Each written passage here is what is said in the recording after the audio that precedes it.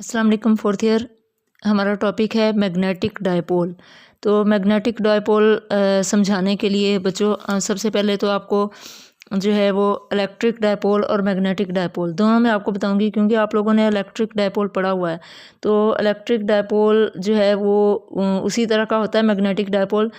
तो पहले मैं आपको इलेक्ट्रिक डायपोल बताऊंगी। तो इलेक्ट्रिक डायपोल में आप लोगों को पता है, two equal and opposite charges separated by small distance make a dipole. Dipole कैसे बनता है? दो इक्वल और अपोजिट चार्जेस हैं और इनके दरमियान स्मॉल डिस्टेंस डी हो तो इसको हम डायपोल कहते हैं। ये इलेक्ट्रिक डायपोल होता है। तो मैग्नेटिक डायपोल भी इसी तरह का होता है।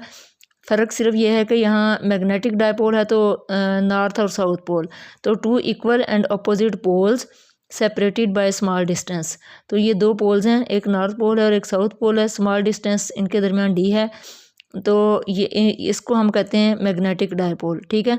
इलेक्ट्रिक डायपोल को हम पी से डिनोट करते हैं और पी हमारे पास होता है क्यू डी के equal. Q charge on any one जो है कोई एक चार्ज इनमें से, और डी इनके दरमियान डिस्टेंस है। तो मैग्नेटिक डायपोल जो है उसको हम म्यू से डिनोट करते हैं और म्यू हमारे पास होता है एम डी।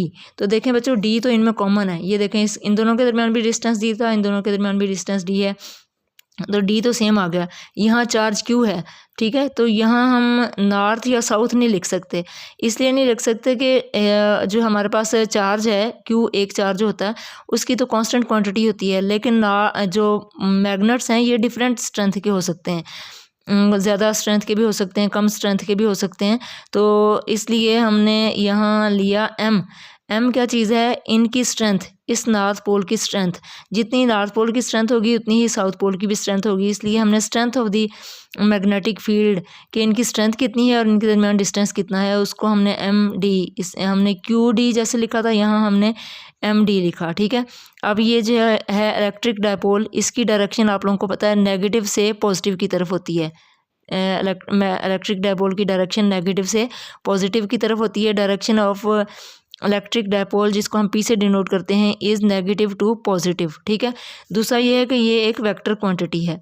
इसी तरह से मैग्नेटिक डायपोल, इसकी डायरेक्शन होती है साउथ से नॉर्थ की तरफ। कैसे आपको ये याद रहेगा कि इसकी डायरेक्शन साउथ से नॉर्थ है और इसकी डायरेक्शन नेगेटिव से पॉजिटिव की तरफ है? तो आपने इस तरह से याद रखना है कि एक टेस्ट चार्ज जो है, किसी भी इलेक्ट्रिक फील्ड को, कोई भी इलेक्ट्रिक फील्ड है, जैसे एक चार्ज है क्यू, इसने अपने इर्द गिर्द ये फील्ड पैदा कर दी, इलेक्ट्रिक फील्ड। तो इसको चेक करने के लिए हम क्या यूज़ करते हैं? टेस्ट चार्ज जो है वो यूज़ करते हैं। टेस्ट चार्ज हमेशा क्या होता है? पॉजिटिव।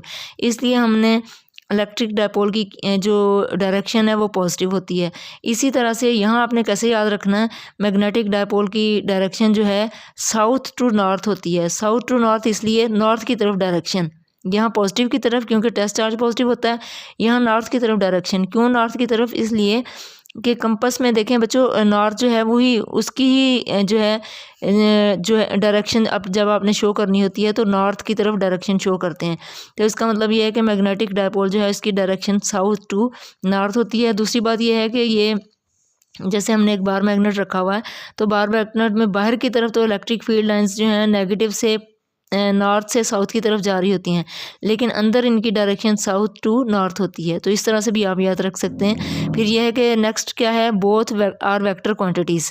इलेक्ट्रिक डायपोल भी और मैग्नेटिक डायपोल भी क्या हैं? दोनों वेक्टर क्वांटिटीज़ हैं। और ये जो मैग्नेटिक डायपोल जो है, इसकी स्ट्रेंथ जिसको मैंने एम से डिनोट किया था, ये आपके नॉलेज के लिए बता रही हूँ कि ये जो मैग्नेटिक डायपोल जिसको हमने एम से डिनोट किया था, ये किस चीज़ पे डिपेंड करता है? एक तो ये जो बार मैग्नेट है इसके मटेरियल पे डिपेंड करता है कि ये किस मटेरियल का बना हुआ है, और दूसरा ये इसके एरिया पे डिपेंड करता है, एरिया ऑफ क्रॉस सेक्शन कितना है। जितना बड़ा ज़्यादा एरिया होगा उतना ही इसकी स्ट्रेंथ भी ज़्यादा होगी। देखें यहाँ हमने एक बार मैग्नेट लिया, इसका एरिया जो है वो कम है। ठीक है। जब इसका एरिया कम होगा तो इसकी स्ट्रेंथ भी कम होगी। ये जो है इसका एरिया ज़्यादा है तो इसका जो मैग्नेट है इसकी स्ट्रेंथ भी ज़्यादा है। तो दो चीज़ों पे डिपेंड कर रही है। तो नेक्स्ट हम देखेंगे, नेक्स्ट हमारे पास क्या है कि अब इलेक्ट्रिक डायपोल और मैग्नेटिक डायपोल। इलेक्ट्रिक डायपोल जो है इसको हम, इसमें आप लोगों ने बच्चों देखा था टॉर्क हमारे पास P क्रॉस E के इक्वल था, या हम इसको कहते थे PE साइन थीटा। तो यहाँ हम इसी तरह से मैग्नेटिक डायपोल जो है वो हमारे पास है म्यू बी के इक्वल। जैसे इलेक्ट्रिक फील्ड के अंदर हमने जो है वो अगर आपको याद हो, ये देखें यहाँ मैं शो करती हूँ कि यहाँ हमने इलेक्ट्रिक फील्ड लिया था। इलेक्ट्रिक फील्ड ये हमने लिया और इलेक्ट्रिक फील्ड जो है उसमें हमने ये देखा था कि हमारे पास हमने इस एक डायपोल उसके अंदर ले लिया था। और जब हमने डायपोल उसके अंदर लिया था तो हमने देखा था कि ये डायपोल जो है इसको ये इलेक्ट्रिक फील्ड जो है इसको अपनी डायरेक्शन में इस तरह से अलाइन करने की कोशिश करेगा। और अगर हम इस डायपोल पे एनर्जी लगाएं, इस पे फोर्स लगाएं तो हम इसको इधर लेके जाएंगे, रोटेट करवाएंगे। तो जब रोटेशन इसमें प्रोड्यूस होगी इसमें एनर्जी स्टोर हो जाएगी। तो रोटेशन की वजह से क्योंकि टॉर्क प्रोड्यूस हुआ, टॉर्क का होता है turning effect of a force, हम फोर्स लगा रहे हैं और इसमें इसको रोटेट करवा रहे हैं तो टॉर्क प्रोड्यूस हुआ, तो जिसकी वैल्यू हमने लिखी थी P क्रॉस E। अब यहाँ हमने मैग्नेटिक डायपोल में भी टर्निंग इसी तरह से हम उसको रखेंगे। नेक्स्ट टॉपिक में आप देखेंगे टॉर्क प्रोड्यूस होगा। तो इसके टॉर्क को हमने जैसे यहाँ हमने लिखा था P क्रॉस E, तो यहाँ P की जगह इलेक्ट्रिक डायपोल P से डिनोट करते हैं, मैग्नेटिक डायपोल को म्यू से डोनेट करते हैं। तो P की जगह म्यू आ गया और ये इलेक्ट्रिक फील्ड और ये मैग्नेटिक फील्ड, देखें सेम इक्वेशंस आ रही हैं।